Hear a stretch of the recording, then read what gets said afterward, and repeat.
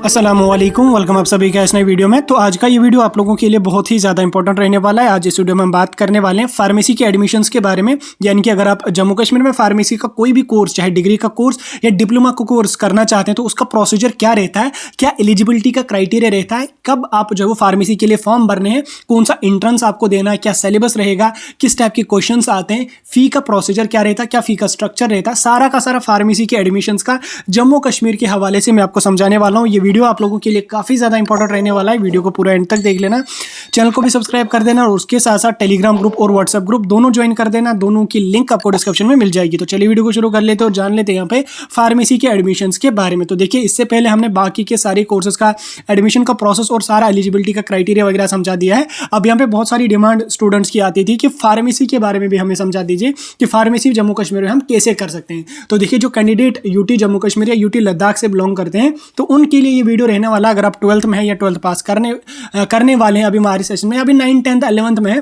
Pharmacy में जाने का आपका इंटरेस्ट है, तो इस वीडियो को जरूर एक बार देख लेना। सारा कुछ मैं आपको समझाने वाला हूं।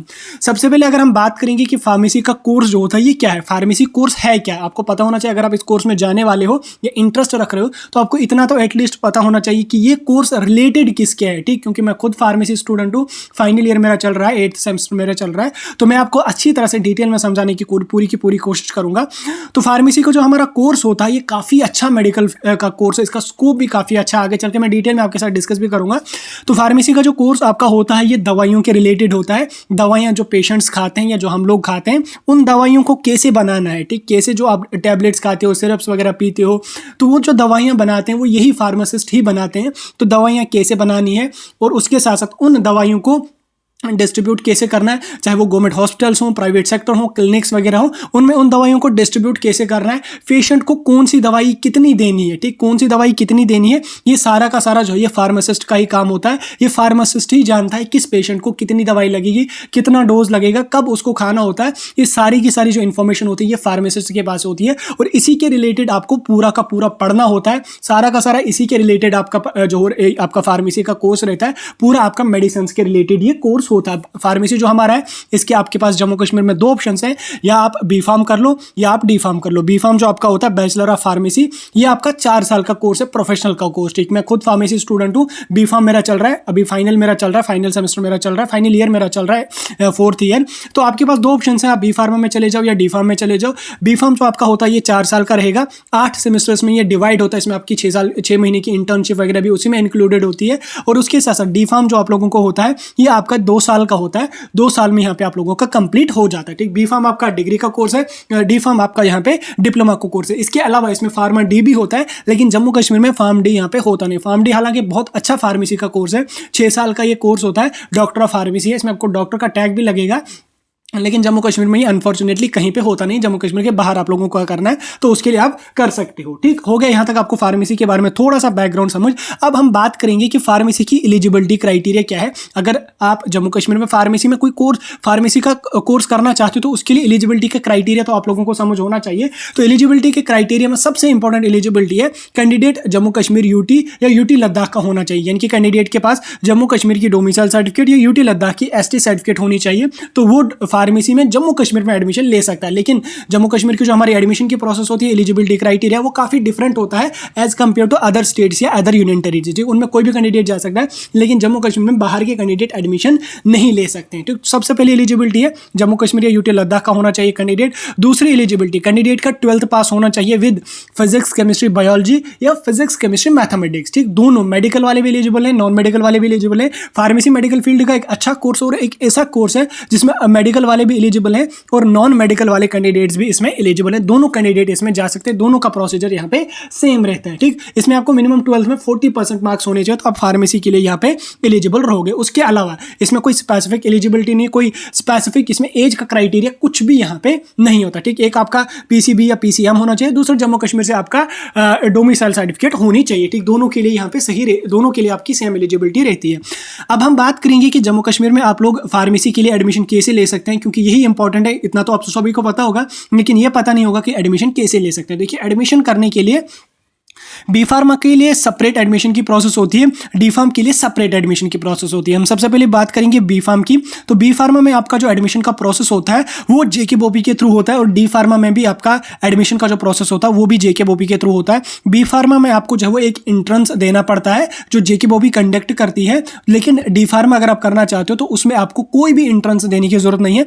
डी फार्मा में आपको 12th के मार्क्स के बेस पे ही यहाँ पे एडमिशन होता है। डी फार्मा के काफी सारे कॉलेजेस हैं, लेकिन बी फार्मा का जम्मू कश्मीर में सिर्फ और सिर्फ एक ही गवर्नमेंट कॉलेज है जो कश्मीर यूनिवर्सिटी के एफिलिएटेड है। कश्मीर यूनिवर्सिटी आपको एक ही यूनिवर्सिटी देखने को मिलेगी जो गवर्नमेंट है और जहां पे आपका बी फार्म होता है, लेकिन इसके अलावा 4 आपको प्राइवेट कॉलेजेस जम्मू में देखने को मिलेंगे जिनमें काफी सारी सीट्स होती हैं, तो लेकिन वो प्राइवेट है। गवर्नमेंट आपको बी फार्मा में एक ही है और उसमें 33 सीट्स ही आपकी बी फार्मा में कश्मीर यूनिवर्सिटी में होती है। इससे पहले कश्मीर यूनिवर्सिटी खुद से एंट्रेंस कंडक्ट करती थी, खुद से एडमिशन करवाती थी, लेकिन 2021 से वो सारा प्रोसेस खत्म हो गया। अब वो जेकेबोपी आप लोगों का एंट्रेंस कंडक्ट करती है बी फार्म के लिए, और उसके अलावा डी फार्म के लिए काफी सारे कॉलेजेस आपको जम्मू कश्मीर में देखने को मिलेंगे। ठीक, अब एंट्रेंस अगर आपको बी फार्मा में देना है तो उसके लिए जो सिलेबस है वो क्या रहता है, देखिए मैंने आपको वीडियो के स्टार्टिंग में ही बोला, एलिजिबिलिटी क्राइटेरिया में मैंने आपको बोला कि इसमें मेडिकल वाले भी एलिजिबल है और नॉन मेडिकल वाले भी एलिजिबल है। अब जो पेपर आपका आ जाएगा, जो कैंडिडेट पीसीबी स्ट्रीम से होंगे, फिजिक्स केमिस्ट्री बायोलॉजी स्ट्रीम से होंगे, उनको 11th और 12th की फिजिक्स केमिस्ट्री और बायोलॉजी से पेपर आ जाएगा। जो candidate PCM physics chemistry mathematics वाली स्ट्रीम से बिलोंग करते हैं,